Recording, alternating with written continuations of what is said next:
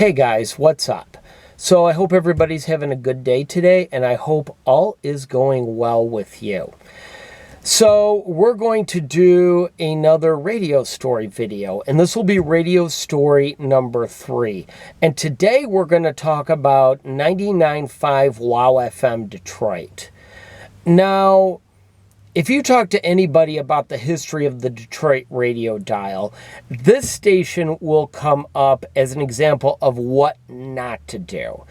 And another example I can think of was Detroit Sports 105.1, but we'll get to that in another video. But WOW FM, basically I could describe the station as an unmitigated mess. So we'll talk about why the station was a mess, and we'll talk about kind of how WOW FM was. But I'll just do a brief history of the 99.5 signal prior to WOW FM. So 99.5 signed on as WABX, and at first it was a classical music station, like a lot of FM stations were in the late 50s into the 60s, which usually most FM stations were either a simulcast of their AM counterpart, beautiful music, classical, or a format, basically what you would call a middle-of-the-road kind of format. So in the late 60s, I believe it was maybe around 1968, 1969, WABX became a progressive rock station or an album rock station, and they became popular. And them and WRAF 101.1 battled it out during the 70s for the rock radio listeners.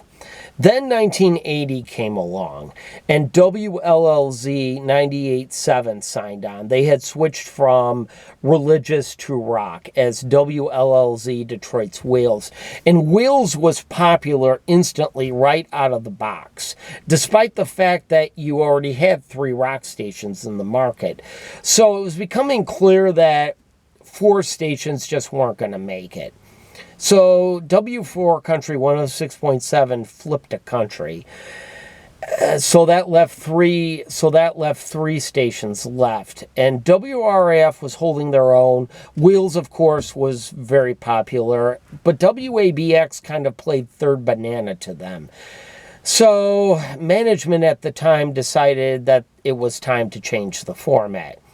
So they changed the format to Rock Top 40, keeping the WABX name. So when I mention WABX's Top 40 format, we'll call it WABX 2.0 so as not to be confused. So WABX 2.0, the ratings just didn't turn around. They just couldn't quite get any traction against WDRQ and WHYT, which WHYT had signed on, I believe, just a little bit before or about the same time. That was on 96.3. So in 1984, 99.5 became Class FM, WCLS, which was like an adult contemporary format that kind of had an oldies lean to it, I guess is the best way I can describe it, from air checks that I've heard of the station. Well, Class FM didn't make it either because you already had WNIC, WJOI, WOMC, and I believe during Class FM's run, I believe that's when 93.1 became WLTI, so just too much adult contemporary. So the station switched to a Rock Top 40 format that was a little different than the WABX 2.0 format, but still kind of the same idea. The idea of WDTX was basically having MTV on the radio. And at this time, Jim Harper was actually the morning host on WDTX. But the station's ratings were better than they were under Class FM and better than they were under WABX 2.0. But 99 DTX's ratings were still floundering a little bit. And the owners at the time were having financial problems. And I believe the station either went or nearly went into receivership. So the station was sold, and the new owners came in and changed the name to 99.5 The Fox, WDFX. And the Fox actually did pretty well. The ratings were pretty good. They were a popular station in the market. They were the quintessential rock top 40 stations that you heard in the late 1980s, early 1990s, much like 93Q in Toledo, Ohio, B104 in Baltimore, and I'm sure I can think of a couple of others that just aren't clicking in my head right now. But anyway. Music started to change around 1992 or so, when grunge kind of came in and drove a lot of the bands, like a lot of the pop rock bands, drove them down the charts pretty much.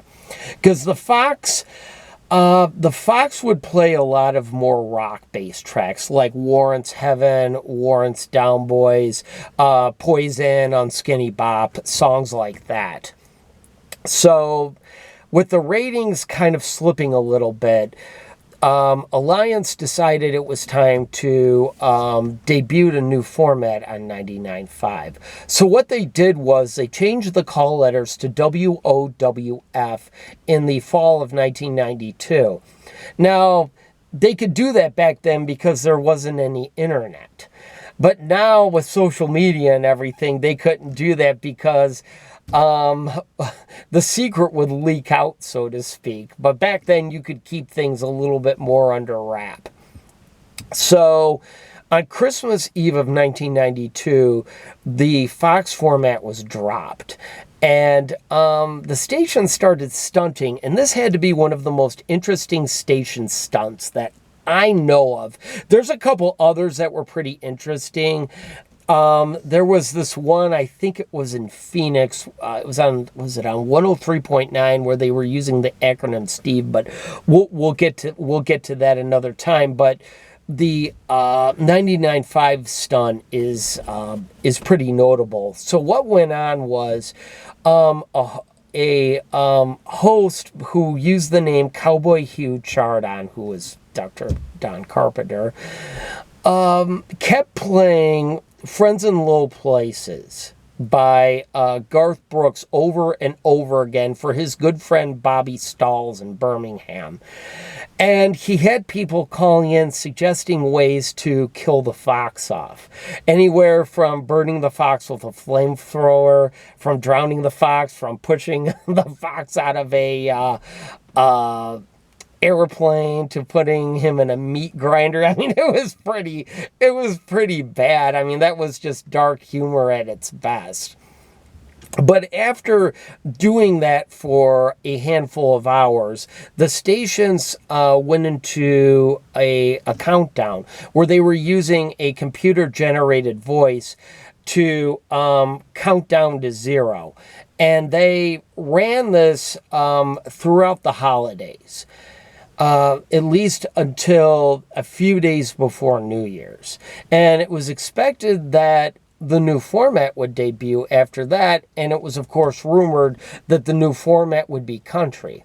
Well, instead of debuting a new format, they aired these comedy clips, and I believe they were called Goofy Loops. It was like these short, humorous comedy clips and comedy music tracks and stuff like that.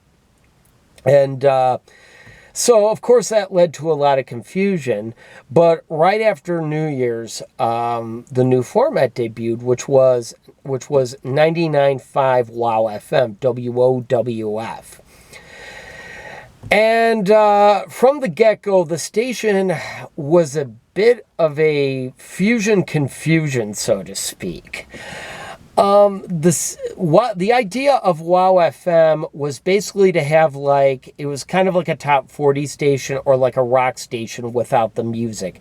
It was personality driven by rock DJs or top 40 DJs versus hosts that did like traditional talk radio. And they basically tried to make it an alternative to WWJ to attract, and WJR to attract young people. Basically saying that WWJ and WJR and WXYT were for old people, and that 99.5 was for younger people. So WOWF didn't really try to get any syndicated shows. Like, they didn't try to lure Rush Limbaugh away from WXYT or anything like that. And, you know, Rush was really popular. He was really killing it back then. But anyway, the station was more driven by like certain topics versus like politics. They may have talked politics a little bit, but it was more based around like callers would call in about various topics, and they would have like news like they would try to have this talk format, but they would try to do news so many times an hour too. And their they had some interesting station liners that were pretty slick sounding, like this is now, this is Wow 99.5 Wow FM. And they aired like a clip of Steely Dan's FM. And then, you know, it was like, wow, 99.5 Wow FM. And of course, the Steely Dan track FM is, you know, FM, no static at all. So the station had some catchy liners and some catchy station sweepers and everything like that. Then the station, things weren't going well, but the station ran into a little bit of trouble. They started using the slogan on the air, Jetcopter 99.5, which of course WJR used Jetcopter 760, and this caught ire of WJR, and they basically were threatening to sue 99.5 if they didn't stop using Jetcopter 99.5. And the station actually addressed this on the air, and they ran a liner saying that WJR is threatening to sue us, and basically they're picking on us, and this is insane, and we just thought you should know.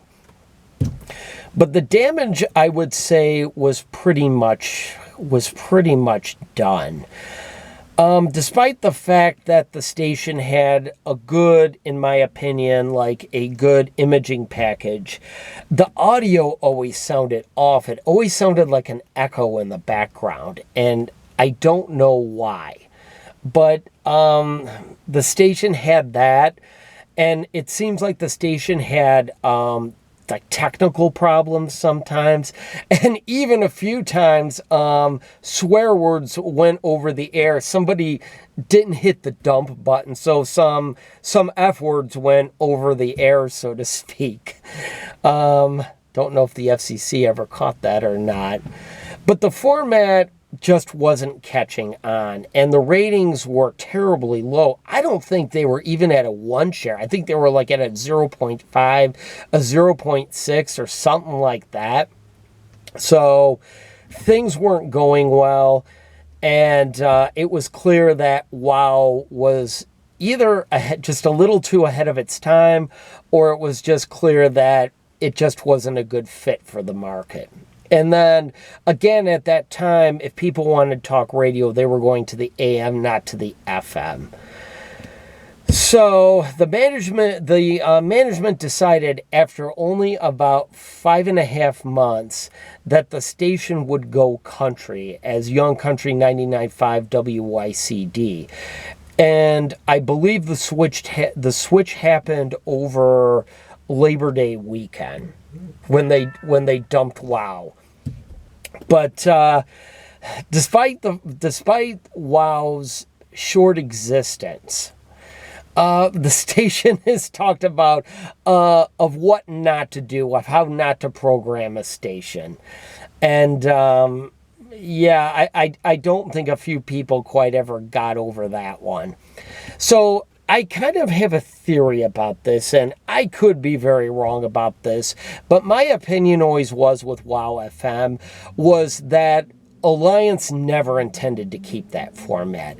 That format was a smokescreen to throw W4 Country off and to throw other stations off in the market. Now, I could be wrong about that, but the fact that the station was so haphazardly thrown together, and that the fact that the station was such a mess, and it seemed to lack direction, despite the fact that they had a good imaging package, and that they were really trying to appeal to a younger audience, but at the same time they had technical problems. And then at the same time, it's kind of like they were trying to do both. They were trying to be news and like a hip talk station, and they just couldn't get it to gel right. And again, the station sounded like an unmitigated mess, and that's obviously why WOW failed. But WOW was an interesting experiment in radio. It just wasn't executed very well, in my opinion. Well, guys, that's going to do it for me. Thank you for listening to the story. If you'd like me to tell another story about another station, let me know if you've got any ideas for me. So again, thank you so much for watching. Be sure to hit that subscribe button if you haven't done so already. And I'll see you next time.